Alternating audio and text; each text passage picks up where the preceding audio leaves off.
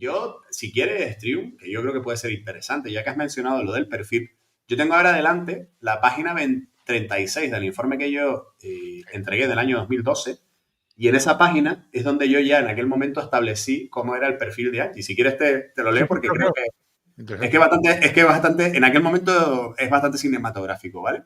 Pues dale, dale.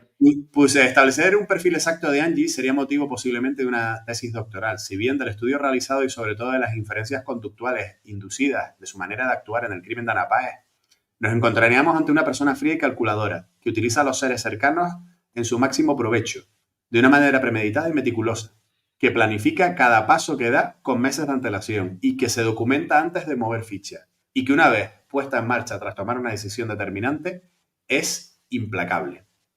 Posiblemente se trata de una persona cuya infancia estuvo marcada por los malos tratos y o el acoso escolar, donde la tónica fundamental era un complejo abrumador por la carencia de una posición social acomodada, negando su origen humilde y todo ello posiblemente aderezado con una frialdad afectiva en el estilo de la dinámica familiar. Fantasea sobre su origen, aludiendo a un pedigrí familiar del que carece, y sobre todo se caracteriza por una necesidad irrefrenable y enfermiza de poseer cosas materiales que la hagan precisamente aparentar una nobleza y un estatus social que verdaderamente no poseería por sus propios méritos personales, más allá de saber sugestionar emocionalmente a los hombres que puedan facilitarle esta apariencia. El descontrol en la opulencia la hacen verse en situaciones verdaderamente rocambolescas, que van creciendo como una bola de nieve hasta el punto de acabar en situaciones donde no hay marcha atrás y el desencadenante criminal es la única alternativa viable para ella. Matar o dejar de ser quien quiera aparentar ser, por terror a encontrarse a sí misma. Sin embargo, en el desarrollo de la acción criminal, llega a ser demasiado confiada de sus propias capacidades, a pesar de lo excepcional de ellas, cometiendo pequeños errores en los que o no repara o no les da la importancia que tienen. Y eso fue lo que ya en el año 2012 se le transmitió en su momento a la policía, incluso a la unidad de análisis de la conducta de la policía. Fíjate que es importante ese pequeño y último detalle de Triumph, porque yo siempre he creído que ella se cree su personaje de la villana, ¿vale? De la película, y entonces luego mete la pata con determinadas cuestiones, como lo que tú has comentado, ¿no? Que cuando comete el crimen de Ana, se pone una peluca y ella cree que poniéndose la peluca no la van a identificar. Que tú dices, pero vamos a ver, chiquilla, lo bien que te lo has currado todo y luego metes la pata con este tipo de cosas.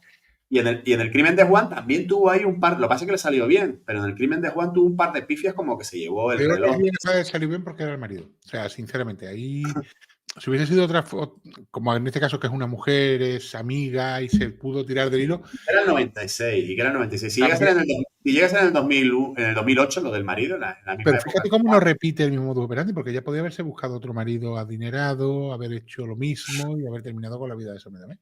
Y no Bueno, hace eso. pero escúchame, que cuando pasó lo de Ana, primero estaba saliendo con el dueño de la empresa de Ana y luego ya ella empezó a trabajar en otra empresa que también salía con el otro dueño. O sea, había dos novios y ninguno de los novios era pobre. O sea, que se escaparon Y si perfectamente. te cuento de sus novios en el pasado, pues como por ejemplo el dueño acabó siendo la novia del dueño del local de Topless. O sea, no me preguntes cómo lo hace.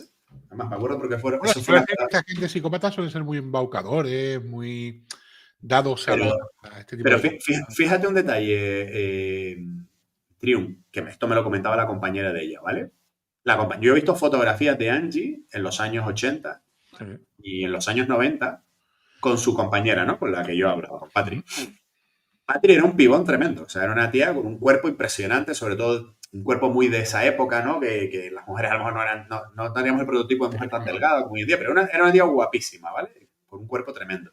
Y luego Angie la veías al lado y bueno, era una tía como bastante normal, ¿no? Y me decía Patri, dice, Félix, pero es que no te lo puedes imaginar. O sea, cuando íbamos a cualquier sitio, ella no sé qué tenía, que acababan baucando a los tíos se acababan enganchando a ella. O sea, que tenía esa capacidad de sugestionar más allá de su propio físico, ¿no? Que había otras tías que eran más imponentes físicamente, pero ella acababa por controlarlos y dominarlos de arriba abajo. Yo digo que los psicópatas son Un como, poco un rollo muy Rosa Peral, ¿vale? Para que lo entendamos. como la historia de los vampiros, ¿no? O sea, son capaces de embaucarte y de atraerte, ¿no?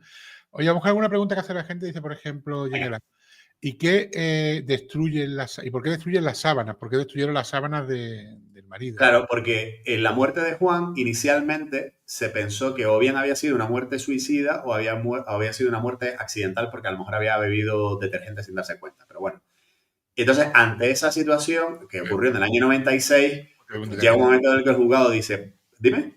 ¿Cómo te ve un detergente sin darte cuenta? O Te sea, juro, ¿eh? Si no, no, pues, claro, que o se sea, llegó a pensar, porque la Angie dijo, claro, cuando Angie ve, escúchame, cuando Angie ve que si el tipo se ha suicidado no cobra, va y le dice a los polis, dice, es que yo a veces, cuando me quedaba ya poco del detergente, lo ponía en un bote de cristal. Dice, y como Juan era tan bruto, pero te lo juro, que esto están declaraciones, dice, igual cogió y se pensó que aquello era sal de frutas y se lo tomó de golpe. ¿Vale? Ella lo llega a declarar. ¿Por qué? Porque la tía dice, hostia, es que no voy a cobrar el dinero, pues voy a ver si puedo por lo menos ir a por una muerte accidental, ¿vale? joder. Entonces, bueno, accidental o suicida, el juzgado pensó que entonces las sábanas no tenían mayor importancia y les prendieron fuego y las destruyeron del archivo. Entonces, claro, cuando nosotros retomamos el caso en el año 2012 y preguntamos por las sábanas, al final resulta que no había ni sábanas, ni fotos de las sábanas, ni nada. Lo que había eran informes escritos de la descripción de la mancha. A ver. Dice Gata, Parda dice, ¿puede ser una asesina en serio? Pues tiene toda la No, pinta. es. No, puede ser no, es. Bueno, pasa que solamente se conocen dos, o sea, un presunto y uno que es seguro. O sea, no sabemos tampoco si hay alguna víctima. Y una muerte de la madre que nunca se ha llegado a determinar. De todas maneras, ojo chicos, esa teoría que había antes en la época de Reisler, que el asesino en serie tenía que tener por lo menos 3 víctimas confirmadas, eso ya pasó hace tiempo, ¿vale? O sea, ahora ya no tiene nada que ver con el número de víctimas. Es una cuestión de modus operandi y de motivación para cometer el crimen, ¿vale? Cuando son personas tan excepcionales que lo hacen de una manera tan como lo hace ella, ¿vale? Perfectamente son consideradas asesinos en serie, incluso en estado de génesis, si es solamente una víctima, ¿vale? Y en principio lo La es. O sea, motivación realmente era la pasta, o sea, ella no tenía otra motivación que no fuera el dinero. claro, pero es como cuando hablábamos del caso de Daniel Sancho, Trium. O sea, vamos a ver, una persona normal que se vea en una situación así opta por otro tipo de soluciones, no por cargarse a alguien para Allá poder sí. seguir comprándote un Hammer que no usa. Si es que el Hammer lo tenía, creo que lo usó una vez, lo tenía empaquetado en casa de uno de los novios, que me lo dijeron los mozos. Me dicen, Félix, si es que estábamos hablando con el suegro y estamos diciendo, ¿pero dónde está el Hammer? Porque les aparecía en las cuentas bancarias y demás. Dicen, no, es que ella tiene un Hammer. Y de repente dice el suegro, dice, ¿no será en la casa esta que tenemos en Montjuïc? Te pongo un ejemplo. Que hay una cosa tapada allí. Entonces van allí y estaba el Hammer tapado, tío. O sea, la obsesión por comprar y por tener iba más allá que por disfrutar lo que tenía. Por eso digo que es una mente muy complicada de entender. ¿Vale? Si ahora no consiguen hilarlo, bueno, ella misma está bajo permiso, o sea, todavía no está en libertad. No, estaba pendiente, claro, de empezar a lo mejor con un tercer grado. ¿Vale? Vale. Pero todavía no. Está preguntando Jessica, ¿no? Que dicen que están preguntando que quién es más peligrosa, Rosa Peral o Angie. Yo creo que Angie. Creo que Angie es más peligrosa que Rosa Peral. Rosa Yo creo Peral, que Angie. yo la veo como narcisista encubierta y tal, aunque se pringa las manos, no es como Maje, porque que vaya perfiles, ¿eh? Porque Maje es cierto que convence y ella no se llega a ensuciar las manos. Rosa Peral sí, Rosa Peral está en el momento del crimen y además tiene que ayudar luego a Albert a deshacerse del cuerpo. A ver, las dos juegan en la misma liga, ¿vale? Pero digamos que una está en la primera, en la cabecera de la clasificación. Sí, Y pero la creo que otra la está. motivación de Rosa Peral es diferente a la de Angie. O sea, Angie es tema económico, Rosa Peral no. Rosa Peral la veo más por el tema de que la pareja sentimental, alguien que le Sí, haga más emocional, más emocional que. más de posesión, más emocional, más. Y Sí, luego hombre, va. Rosa Peral de Claro, momento no yo es creo que eso. Rosa Peral tendrá su nivel de manipulación, ¿vale? Su capacidad de manipulación. Pero yo creo que es una tía que tiene un cierto grado de emotividad seguramente presente. Ahora, Angie, o sea, a mí me decían los mozos, yo les preguntaba, digo, bueno, ¿y los interrogatorios qué? Y me decía Josep, me decía, Félix, dice, ¿sabes lo que pasa? Que es que cuando estás hablando con una persona y no mueve ni una pestaña, dices que nosotros hablábamos con ella, es que le daba igual, o sea, decíamos, mira, es que tenemos esto, y sabemos, y normalmente la gente, hombre, se pone un poco nervioso, se desmorona. Se la tía era como si le entrara por aquí, le saliera por aquí. Dice, pero es que no movía ni las pestañas, me decía. Hasta hacían chistes, ¿no? Diciendo, es que la tía venía aquí, nosotros le llamábamos el muñeco de cera, la llamábamos. Es que ni se movía, tío, es que era una cosa tremenda. Fíjate la sangre fría para estar llamando por teléfono a la empleada del hogar. Oye, ¿cómo estás? ¿Está bien? ¿Está? Sabiendo que de un momento a otro la va a diñar. O sea, que sabía perfectamente que de un momento a otro iba a morir. Muchos detalles, cuando llamó a las hermanas de Juan, que las llama Argentina y Uruguay, creo que estaba una y una, le dice, hola, fulanita, nada, para que sepas que tu hermano está muerto, y cuelga. Y se quedan así. Dice, ¿cómo? Y las tías devuelven la llamada. Dice, pero Angie, ¿pero qué ha pasado y tal? Ah, no, y entonces les da las explicaciones. Pero en un principio fue así, ¿sabes? De hecho, creo que fue que alguien le preguntó del entorno, oye, ¿no vas a avisar a los familiares de Juan? Dice, ah, sí, sí. Coge el teléfono y dice, oye, mira, fulanita, que Juan está muerto, y cuelga. Brutal. No, está claro. Y aparte es lo que se suele ver. No tiene empatía, no tiene... Que en la famosa anécdota en el juicio del yogur, ¿no? Que le preguntan que le preguntan que cómo es que había ido a comprar, no sé si era el Corte Inglés, algo, cuando había muerto, no me acuerdo quién era, es que no me acuerdo cómo era, no sé si fue por lo de la muerte de la madre o algo así, y de repente dice ella, yo que sin mi yogur al día no soy nadie. Oye, la madre no se sabe de qué muere, o sea, quiero decir, porque también A fue ver, de tiempo en el certificado de función pone que se instruyen diligencias previas, por lo que nosotros conseguimos averiguar por gente del entorno, incluso algún familiar, primo y demás. Creemos que lo que ocurre es que Angie regresa de un viaje y se la encuentra muerta por una caída en la escalera. ¿Vale? Ya. Lo que pasa es que esa información nunca la pudimos comprobar con las diligencias porque fue extraño, porque esa muerte se archivó como un sobreseimiento libre, que eso es raro que se haga. Normalmente siempre son sobreseimientos provisionales. Caída por empujón. Caída por empujón, ¿no? Es que fue una cosa rarísima. Hombre, te digo, es que al final, ¿sabes lo que pasa? Que son tantas casualidades, tío, que tú dices, hostia, es que siempre pasa lo mismo, ¿eh? Que se muere alguien y ella resulta que está de viaje. Con la Julia Quesada, o sea, la que mató a Gabriela, el pescadito. Ella mata a este niño, pero luego hay otra muerte sospechosa que es la de su propia hija que se cae por la ventana. Correcto. A ver, que sí, que a lo mejor no tiene nada que ver, pero... ¿Tú crees que alguien investigaría la muerte de una señora mayor que vive sola? No, que aparece al pie de una escalera y que la encuentra su hija que estaba de viaje. Además, a mí me han dicho los forenses, y esto te lo habrán dicho a ti también, que cuando pasan de una edad, tiene que ser una cosa muy clara para decir muerte posiblemente de etiología homicida. O sea, casi siempre muerte natural o accidente. Y posiblemente no lo sabremos nunca, pero vamos, que yo no lo descarto. Mira, cuando nosotros reabrimos el caso, se investiga. Pero realmente, ¿qué interés tenía en acabar con la vida de la madre? Es decir, ella no hereda nada así importante de la madre. Ella odiaba a sus padres. Sí, de hecho, hoy hablaba con Patri de ese tema. Ella odiaba a sus padres. ¿Tenía hermanos? Se avergonzaba de ellos porque el padre era taxista. El padre ganaba dinero, pero era un simple taxista. ¿Tenía hermanos? ¿Allí tenía hermanos? No, era hija única, ¿no? Ya ves. Dice Adriana Virginia, pregunta, ¿se sabe quién sería la nueva víctima potencial? No, de momento no, se sospecha, pero no se sabe. Imagino que los Mossos sí tienen a lo mejor alguna idea. No, los Mossos lo saben ya, seguro. Bueno, lo saben desde que empezaron con la operación esta, seguramente. Por eso te digo. Pero bueno, algo sabremos. Pero ya digo. Dice va a ser el que ¿creéis que esta mujer se puede reinsertar? Hombre, yo diría que no, el permiso. A la vista está que no. A la vista está que no. A la que se va a reinsertar. ¿Sabes cuál es lo peor de todo, Triun? Que es que al final, ahora imagínate que le quedan 10 años más, ¿vale? Más que luego, pues los que le quedaban por cumplir de este tema que ya estaba saliendo, pues se le digan que no. Y le echen 15 años más. 15 años más. Estamos en el año 2015, en el año 2040. 40 antes. Con permiso. Está igual saliendo. A esa edad tendrá 70 años ya, pues a ver si se va a convertir en la vampira de esta de Barcelona, ¿sabes? La señora mayor que mató. A diferencia de los hombres, porque los hombres, de verdad, que los hombres psicópatas, cuanto más mayores, más baja el grado. O sea, quiero decir, llega un momento, no sé si es por tema hormonal o...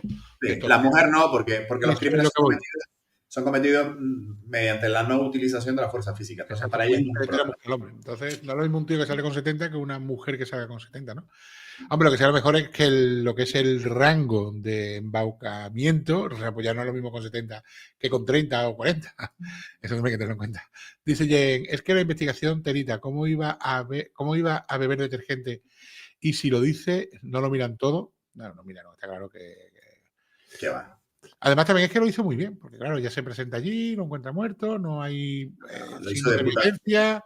Lo hizo súper bien, De todas maneras, de todo este tema, ya os contaré. Y no se iba a investigar, por ejemplo, a la empleada del hogar. Quiero decir, porque sí aparece muerto, porque han tomado detergente y la única que ha tenido acceso a él ha sido la empleada del hogar.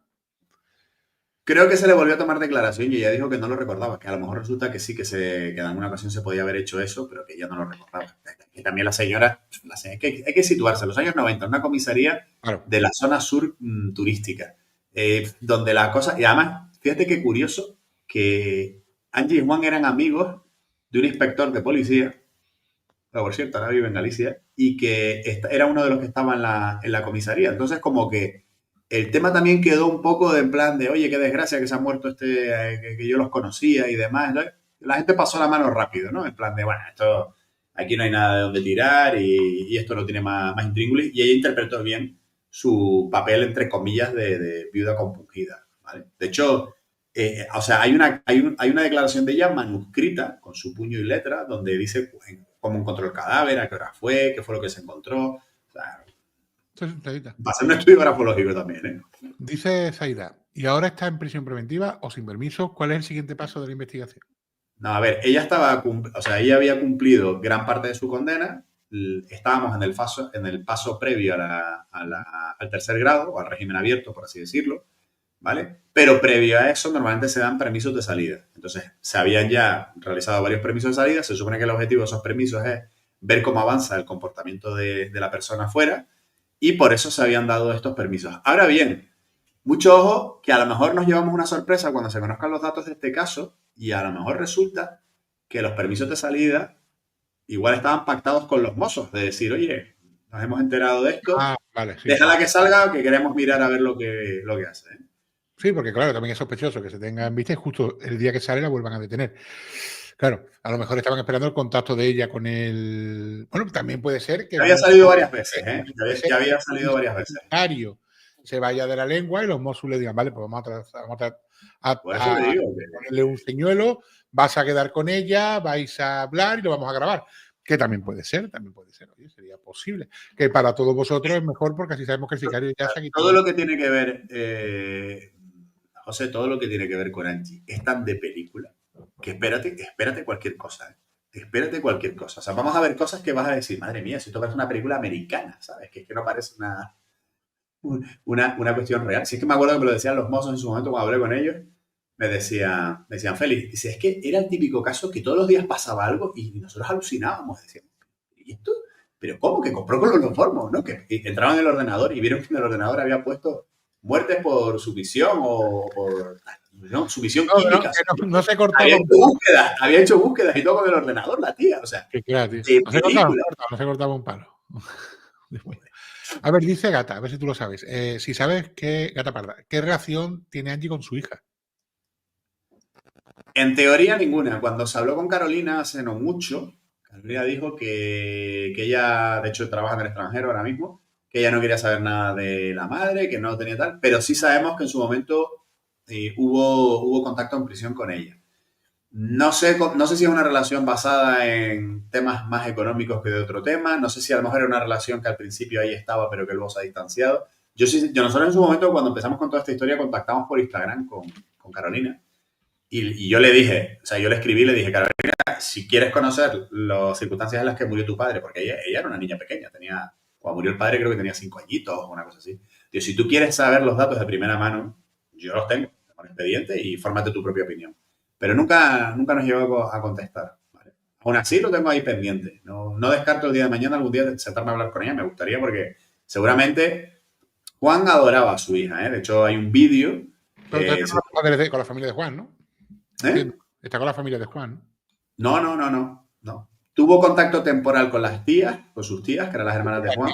Claro, ellas viven en Ecuador y en... Porque la niña, ¿qué edad tenía cuando fallece? O sea, cuando fallece Juan tenía como, creo que 5 o 6 años, una cosa así. Entonces ella se queda con Angie. Y luego cuando Angie la meten en prisión, que son varios años después, ya ella es, creo que ella tenía o la mayoría de edad o estaba... Claro. Entonces ya ahí tiene un contacto inicial con sus tías, pero al final sus tías tienen que volver, se tienen que volver a su país. Entonces al final yo creo que ha salido para adelante, pero habría que ver cómo, ¿no? Y de qué manera. Yo sí sé que tenía fotografías siempre en discotecas de lujo y cosas así, ¿vale? Sí, pero ella no heredó nada del padre, ¿no? O sea, el padre se lo heredó a Angie, ¿no? Es que no lo sé, por eso te digo que yo creo que aquí hay dinero por algún lado. Ya te entiendo. Y aquí hay capítulos de esta historia que deberíamos saber. Yo no quiero ser pájaro de mal agüero, pero a mí me gustaría, yo en su momento hubiese propuesto hacer una prueba de paternidad, y lo digo con todos los respetos. Para ese niño de Juan, ¿no? Vamos a ver, ¿vale? Vamos a ver. Me suena que la persona que pudiese ser el... Bueno, hola.